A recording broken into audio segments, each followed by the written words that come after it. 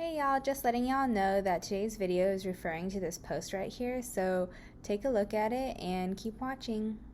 Today we're going to be tackling the question, do all Asians need to cure cancer before starting medical school? Yeah, absolutely not. This is mostly just our interpretation of what we did through our med school process or pre-med process and all the way up into med school. And then you guys can just take these thoughts and these comments and then just make them like transferable into your process as well. So if you're interested, keep watching, drop a comment down below, and feel free to share your comments and your thoughts with us. Okay, so what does curing cancer actually mean? And it doesn't actually mean, no. Okay, no, that's Cure it to get into school. No. Like curing, you don't actually need to cure cancer, right? Because the way that we're interpreting that question is that it's more, I guess, of you do something that's analogous to curing cancer, and not in the sense that like you have to cure like the most incurable disease in COVID.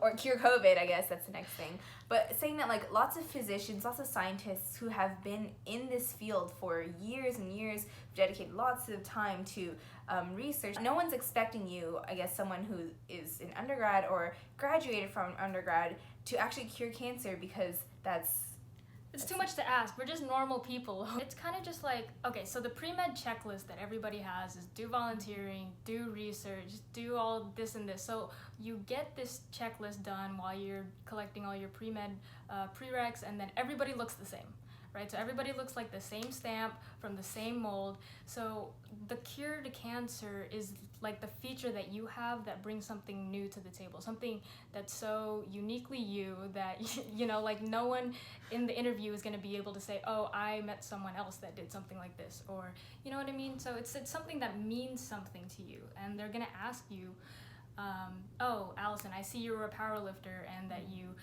went to this competition in South Africa, whatever it is. Why does that mean something to you? Because it's not going to mean anything to my interviewer, like, yeah, I guess that's a cool fact, or, oh yeah, I cured cancer, that's a cool fact, but what does that mean to you? You know what I mean? Yeah, and I guess like going off of that, the whole like pre-med checklist thing, it's something that all pre-meds know about, right? You volunteer, you do community service outside the hospital. Like what we're talking about, that curing cancer aspect, is indeed that part that's uniquely you, that's what makes you stand out, because everyone literally looks the same on paper.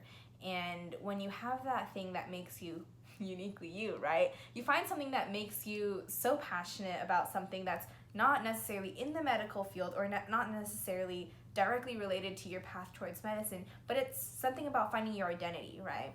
And who would you be without an identity, right? Yeah, I feel like whenever I talk about powerlifting, I have to explain to people that, you know, I skipped study groups, or I skipped review sessions, or, you know, I pushed some homework for later, just so I could do it. And I know what you're asking, because I know I asked this question too, is like, how do you make time to, you know, do your volunteering or do your research or do your schoolwork and still go, you know, find this hobby that is so uniquely you? It's like curing cancer, you know what I mean? So it's the things that you're willing to put, you know, your pre-med stuff on the back burner for, like something that's not required of you.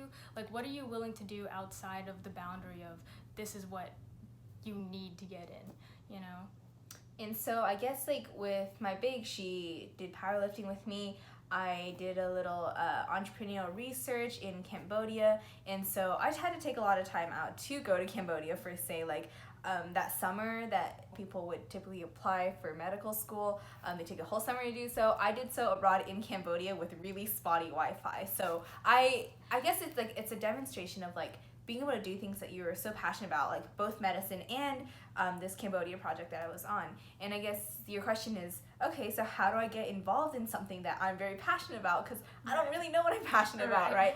So I was actually in those shoes for the longest time, because I went into not medical school. I went into undergrad as like the stereotypical. Oh, she was awful. She was like, I'm just going to go to science classes. Okay. I'm not going to join any organizations. Well, evidently I did, and we met, so there's nothing to be said there, okay? But yeah, so pretty much I was so caught up in medicine, getting into medical school, that I kind of lost sight of what it actually means to be a person, what it means to get an education of kind of myself. And so the way that I got involved in this Cambodia project, we actually did a semester of research in Austin, Texas, and then we traveled to Cambodia for 2 months, and then we followed up with an NGO there. We started a little company and doing some waste management things. And so the way I actually got involved in that was through an email. I got an email someday saying, free food. I was like, great, I'm hungry, I'm gonna go to that. And it was great. I got fed. I learned about this new opportunity that the school is offering. And so I guess what I'm trying to say about that is that when you go to an institution like, let's say UT or another institution, any kind of school, they have opportunities laying around for you anywhere.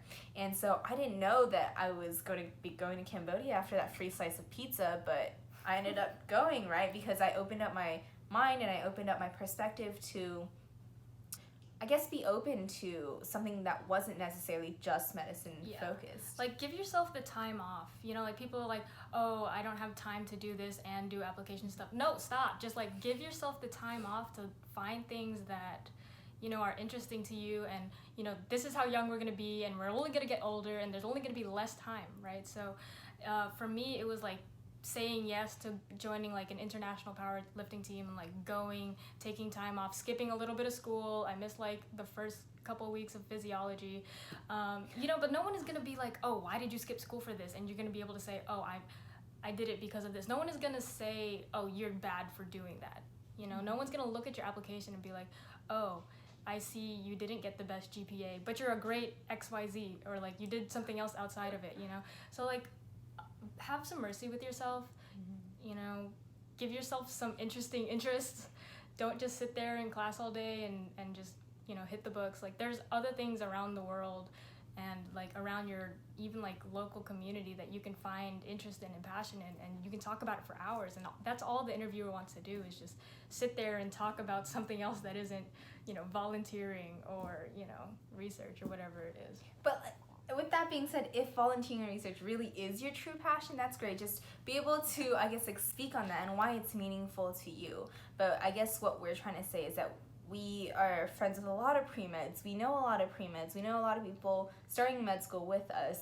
And the one thing that is kind of a common ground here is that everyone had an aspect that was like for real uniquely them. Like, and no one else can say that. Yeah. Like, think about, okay, so say, when you get into med school, you're gonna meet, you know, these people that are gonna be your friends, right? And then you'll say, oh, like, hey, what's up? Like, what's about you that's cool? No one wants to hear about, like, oh, I did research, or like, oh, I volunteered. Like, we all did that, okay? Like, what do you want to tell other people around you, like your other peers, that you spend your time doing? Because nobody wants to be, you know, best friends with only people that just sit there and study all day, you know?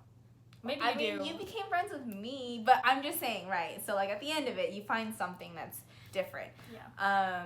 Don't cure cancer. Leave it to someone else. You know, who knows what they're doing. Yeah.